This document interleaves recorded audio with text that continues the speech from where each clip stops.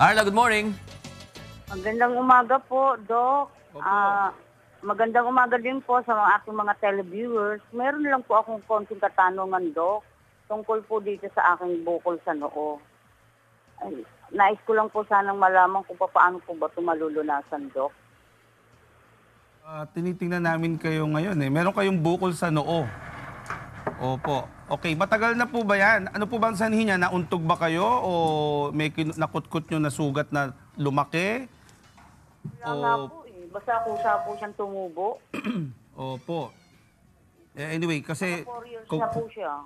Oo, kasi doktora, sa harap sa mukha pa naman yung, di ba, noo part ng mukha yan. So definitely, medyo naiilang siguro yung ating nagtatanong dahil nga sa mukha, no? Anyway, usually po, what we do, of course, tingnan natin muna, i-x-ray muna kayo, x-ray nung part na yan, titingnan kung sagad ba sa buto o pasok doon sa scalp, sa frontal bone, ano? Yung bukol na sinasabi nyo dyan sa may noo ninyo, at kung hindi naman, siguro mas safe na pwedeng tanggalin. Tatanggalin po yan, talagang lalagyan ng magandang margin para talagang matanggal yung buo, yung pinaka mga maliliit na ugat-ugat para hindi tumubo uli, no?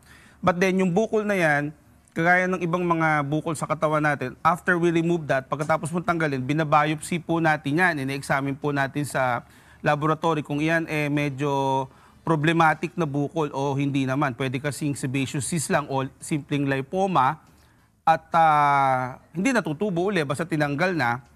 Ang magiging problema ng doktora, yung susunod na question naman, eto na, yung pagkatapos ng pagtanggal at hiina, syempre yung dermatological, yung paano naman ang itsura ng kanyang...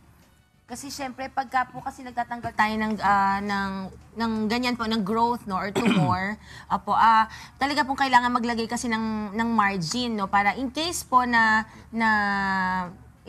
yan ay malignant, pero we're not saying po na it's malignant, no? Gusto lang po natin makasiguro. So, ang problem mo, lalaki ngayon siya, no? Oo. So, since nasa mukha siya, magkakauka po. But, hindi bali po, ang pinaka-primary problem po would be yung growth muna ngayon. Pag natanggal, saka po paproblemahin natin niya yung pinaka-magiging scar niya, no? Yun po. But usually naman po, maganda po kasi ang blood supply to the head, no? So, maganda po ang healing process dyan sa area po na iyan. So, tatanggalin po natin yan. Examinin natin kung safe tanggalin. Tatanggalin po, tapos ibabiopsy. Pinakamaganda po, pumunta kayo sa clinic ni Kuya. Meron tayong, andun po ang mga doktor natin para ma-evaluate kayo. Ilang taon na po ba kayo? 45 po. Di kailangan pa ng clearance siguro. Kasi siyempre mukha yung doktor, baka hindi pwedeng local anesthesia. Kung talagang malalim yung bukol na sinasabi niya. Pumunta po kayo sa clinic ni Kuya any day, office hours po, especially in the morning para po ma-examine natin yan. Ngayon, ang i-plan ninyo, kung sasabihin po ng mga doktor natin na tatanggalin yan at ibabiopsy, pumayag po kayo.